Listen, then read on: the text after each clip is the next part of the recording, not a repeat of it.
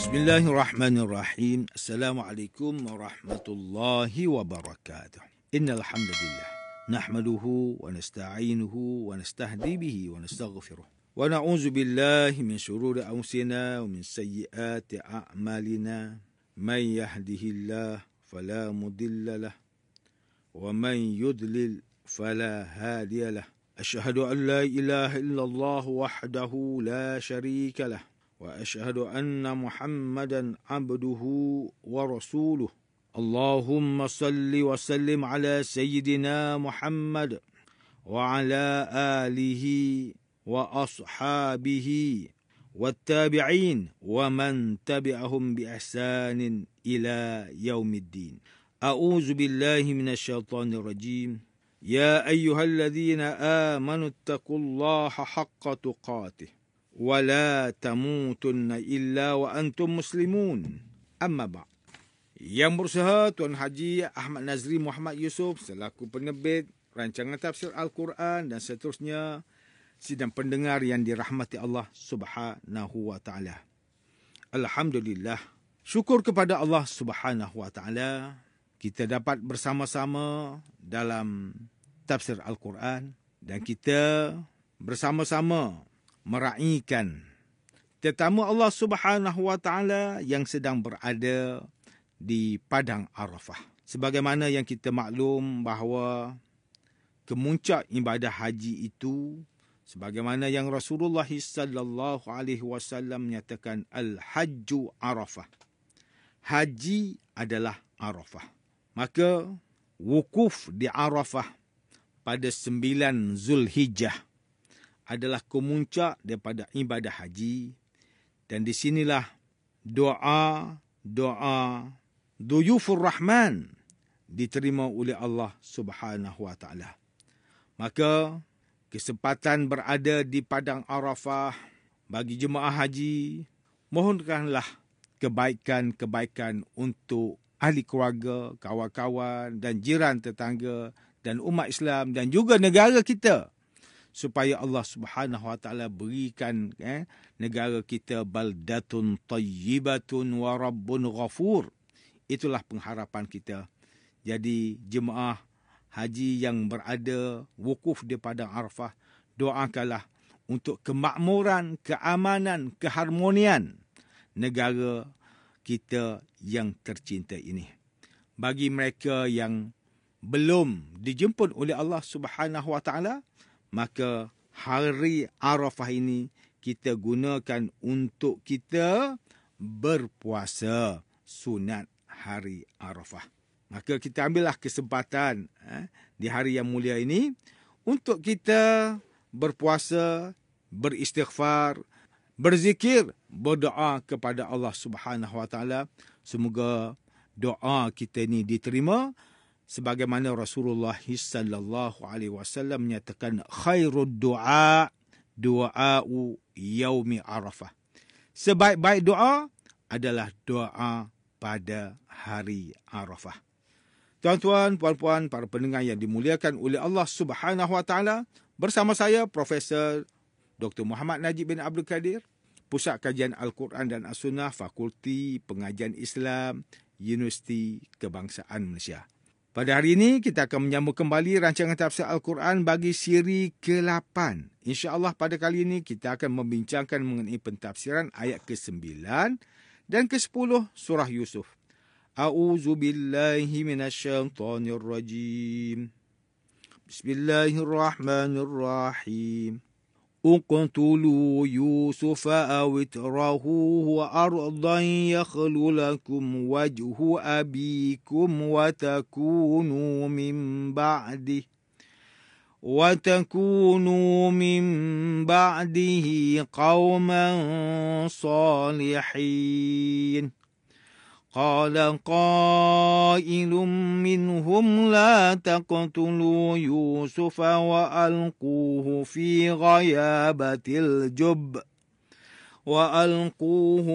غيابة الجب يلتقطه بعض السيارة إن كنتم فاعلين. Ramai di antara mereka berkata, bunuhlah Yusuf atau buanglah dia ke suatu tempat yang jauh, supaya perhatian dan kasih sayang bapa kamu tertumpu kepada kamu semata-mata.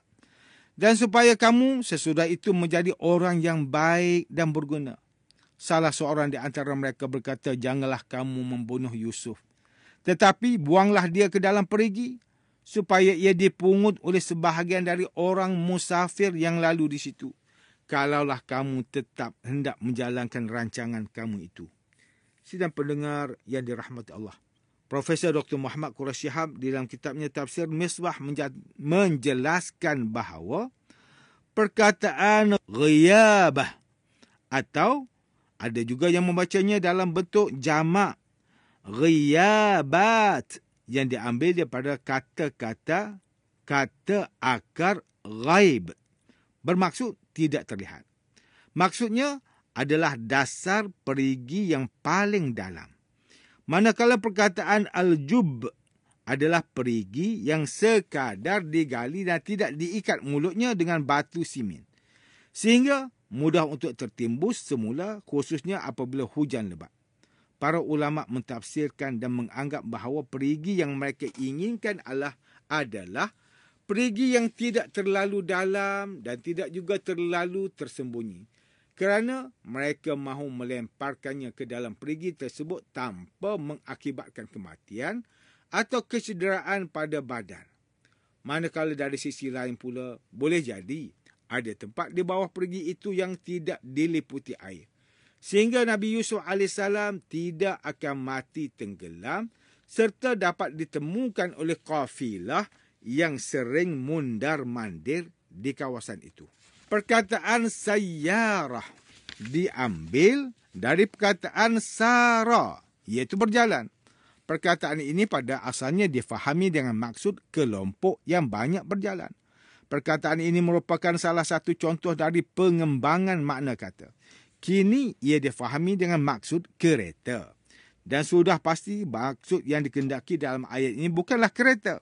Ucapan mereka, dan sesudah itu hendaklah kamu menjadi orang yang soleh, dapat difahami dengan maksud sekiranya masalah tentang Yusuf telah selesai, maka kalian akan merasa tenang sehingga dapat menjalinkan hubungan yang lebih baik dengan ayah mereka, atau menjadi orang yang baik, iaitu yang hidup tenang dan dapat memberikan lebih fokus terhadap pekerjaan. Sidang pendengar yang dimuliakan, Profesor Dr. Tengku Muhammad Hasbi As-Siddiqi menerusi kitab tafsir An-Nur mentafsirkan ayat ke-9 dan ke-10 surah Yusuf ini dengan menyatakan bahawa bunuhlah Yusuf atau campakkanlah dia ke suatu tempat yang jauh, supaya dapat mengalihkan kecintaan ayah kepada Yusuf. Maka saudara-saudara Yusuf pun berbincang apa yang seharusnya dilakukan oleh mereka. Ada di antara mereka yang mencadangkan, bunuhlah Yusuf supaya ayah tidak mempunyai harapan lagi untuk berjumpa dengannya. Atau, buanglah Yusuf ke suatu tempat yang jauh dari kota supaya dia tidak dapat kembali semula kepada ayahnya. Syaitan membisikkan kepada mereka, kerana jika kamu melakukan sedemikian, maka barulah kasih sayang ayahmu akan berpindah kepadamu. Dan tidak ada seorang pun yang akan menyayangimu. Lalu setelah engkau membunuh Yusuf, hendaklah engkau berbuat baik dan bertaubat kepada Allah untuk menutupi dosa-dosamu itu. Demikianlah syaitan memperdayakan mereka dan membisikkan kepada hati mereka bahawa apabila mereka bertaubat dan menjadi orang yang baik, maka akan terhapuslah dosa-dosa mereka kerana membunuh Yusuf. Bisikan-bisikan syaitan yang seperti ini kerap kali mempengaruhi jiwa manusia. Namun setelah itu salah seorang daripada mereka berkata dan mencadangkan, akan tetapi siapa yang mencadangkan itu tidaklah sampai perlu diketahui namanya. Walaupun sebahagian ahli riwayat menyebutkan namanya adalah Rubin. Kata salah seorang daripada mereka itu tadi, janganlah kamu membunuh Yusuf kerana dia adalah saudaramu. Akan tetapi jika kamu ingin melepaskan diri daripadanya, maka lemparkanlah saja dia ke dalam perigi, supaya kelak dia diambil oleh musafir yang melewati kawasan itu lalu dibawa Yusuf pergi ke perkampungan lain. Maka dengan demikian, akan jauhlah Yusuf dari ayahnya dan perhatian ayah pula akan dicurahkan sepenuhnya kepada kamu. Jika kamu ingin mencari jalan yang benar, maka inilah dia jalan yang benar itu. Manakala Profesor Dr. Haji Abdul Malik bin Abdul Karim Amrullah yang dikenali sebagai Hamka menjelaskan lagi dalam kelompok 10 orang itu ada juga rupanya yang ingin menyingkirkan Yusuf dari ayahnya, tetapi jangan sampai mati.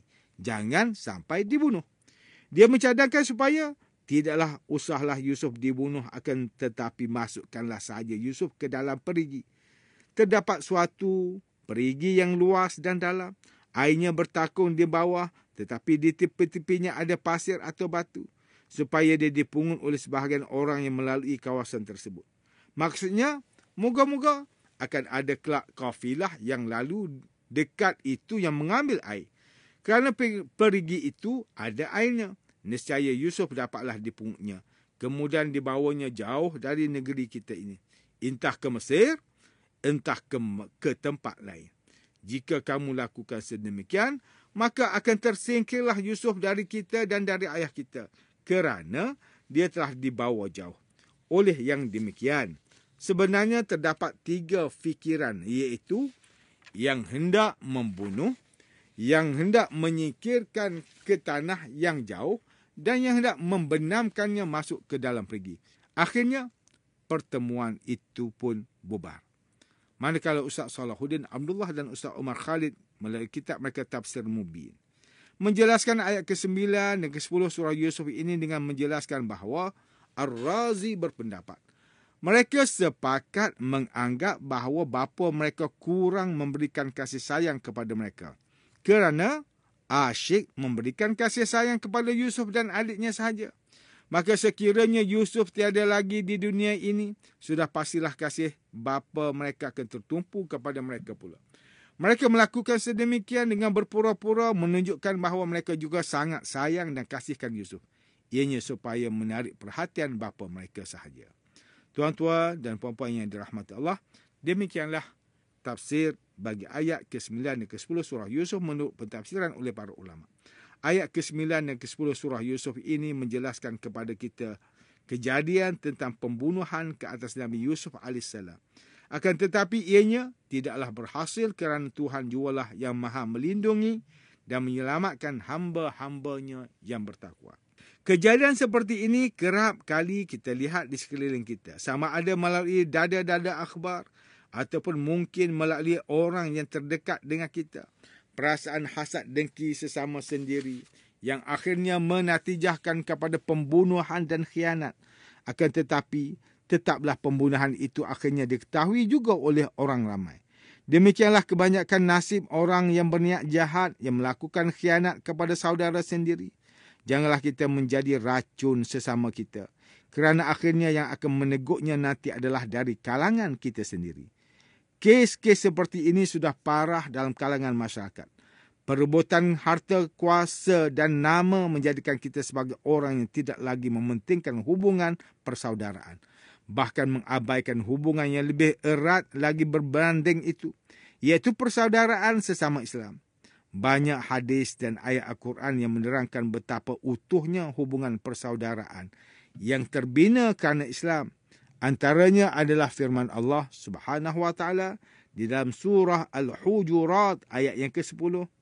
Innamal mu'minuna ikhwatun fa aslihu baina akhawaykum wattaqullaha la'allakum turhamun. Sebenarnya orang yang beriman itu adalah bersaudara. Maka damaikanlah di antara dua saudara kamu yang bertelingkar itu dan bertakwalah kepada Allah supaya kamu beroleh rahmat.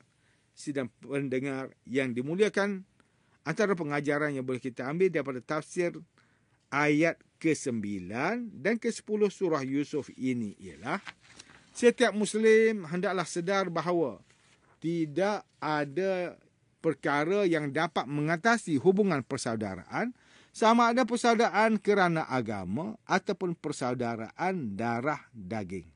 Umat Islam hendaklah sentiasa meletakkan agama di hadapan, takutkan Allah serta meyakini tentang pembalasan yang akan Allah berikan kelak. Sebagai Muslim, Janganlah ada sikap iri hati dan kedengkian sesama kita. Seorang Muslim itu seharusnya mempunyai jiwa yang bersih dan selamat daripada sifat-sifat mazmumah dan tercela.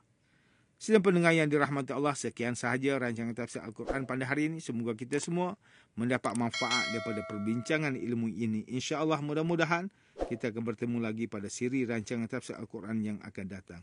Wabillahi taufiq wal hidayah. Wassalamualaikum warahmatullahi wabarakatuh.